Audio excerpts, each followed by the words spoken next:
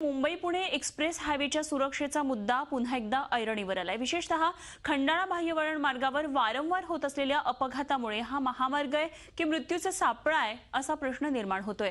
बोरघाटातल्या बाह्यवळण मार्गावरच 2 दिवसांपूर्वी DS कुलकर्णी यांच्या गाडीला अपघात झाला होता। यामध्ये त्यांच्या चालकाचा मृत्यू झाला तर स्वतः DS कुलकर्णी जखमी झालेत। आणि याचा आढावा घेतला आमचे प्रतिनिधी विशाल पडाळे यांनी। मागील 14 वर्षांमध्ये या मार्गावरील प्रवास हा खरंच सुरक्षित राहिलेला आहे का, खरंच हा प्रवास जलद होतोय का, असे अनेक प्रश्न या ठिकाणी प्रकर्षाने उपस्थित होत आहे। या अपघाती ठिकाणामधला सर्वात अपघात प्रमुख क्षेत्र असेल ते म्हणजे खंडाळा बाह्यवळण मार्ग, थोडक्यात खंडाळा एक्झिट। आपण या ठिकाणी बघत असाल की हा जो खंडाळा एक्झिट आहे या ठिकाणी अत्यंत तीव्र असं वळण आहे। या वळणाने गाड्या खाली येतात आणि नंतर तुम्ही आपण पुढे बघत असाल की या ठिकाणी अत्यंत मोठी नागमोडी वळण देखील आहे आणि या वळणांमुळे ज्या मोठ्या गाड्या आहेत त्या कंट्रोल करणं जे ट्रक चालक आहेत, जे चालक आहेत त्यांना अवघड जातं। विशेषतः ज्या मोठ्या गाड्या आहेत, ज्या हेवी गाड्या आहेत, ती लोक ते जे चालक आहेत ते आपल्या वाहनांमधील डिझेल वाचवण्याच्या दृष्टीने या ठिकाणी वाहने न्यूट्रल करतात आणि ही न्यूट्रल झालेली जी वाहने आहेत ती हेवी लोड असल्यामुळे पुढे त्या नागमोडी वळणावरती ट्रक चालकांना कंट्रोल करण्यास अवघड जाते आणि याचाच परिणाम 2 दिवसापूर्वी प्रसिद्ध उद्योगपती DS कुलकर्णी यांचा जो अपघात झालेला आहे आणि त्यामध्ये हाकनाक त्यांच्या चालकाला जो बळी गेलेला आहे त्याचाच हा एक प्रकार आहे। या ठिकाणी जे डिवायडर आहेत 2 मार्गामध्ये त्यांची उंचीही अत्यंत कमी असल्यामुळे हे जे ट्रक आहेत हे अत्यंत सहजतेने त्या लेनवरून या लेनवरती येतात आणि त्यामुळे वेगवेगळे अपघातही घडतात।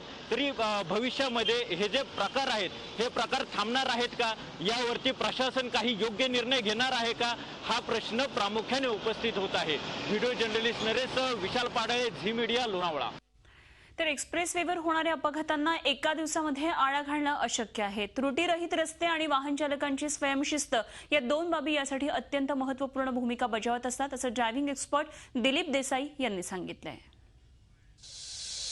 आज जर तुम्ही एक्सप्रेस हायवेवर बघितलं तर मोठमोठ्या लक्झरी बसेस सुद्धा तुफान वेगाने जातात, ताशी 100 किलोमीटरपेक्षा जास्त।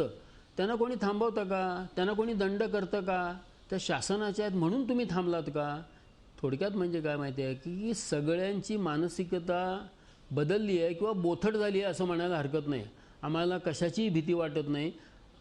हा स्वतंत्र भारताचा मी नागरिक आहे, मी कसाही गाडी चालवीन, मी सेफ्टी बेल्ट घालीन का नाही मला माहिती नाही, तुम्ही कोण मला सांगणार, हे ॲटिट्यूड आहे।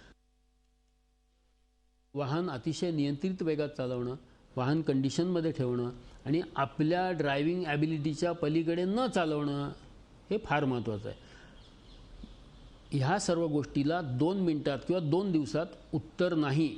मानसिकता बदलणं अतिशय महत्त्वाचं आहे आणि ती स्वतः जर बदलली नाही ना तर मग शासनकर्त्यांकडून ती बदलली गेली पाहिजे। कडक शिक्षा म्हणजे जेलमध्ये घालणे नव्हे, जेणेकरून त्याला लक्षात राहील की मी एक्सप्रेस हायवेवरती ओव्हरस्पीड केल्यावरती कडेला नेऊन थांबवून माझ्या सर्व चाकातली हवा सोडून दिली होती आणि मला अतिशय त्रास झाला, माझे 7-8 तास वाया गेले आणि मला मालकांनी पण दंड केला, मी पुढच्या वेळेस 80नीच जाईन। या सगळ्यांनी ह्याचा एकंदरीत बोध घेऊन आपापल्या वागण्यामध्ये सुधारणा केली तर पुष्कळच होईल असं मला वाटतं। झी 24 तास रहा एक पाऊल पुढे।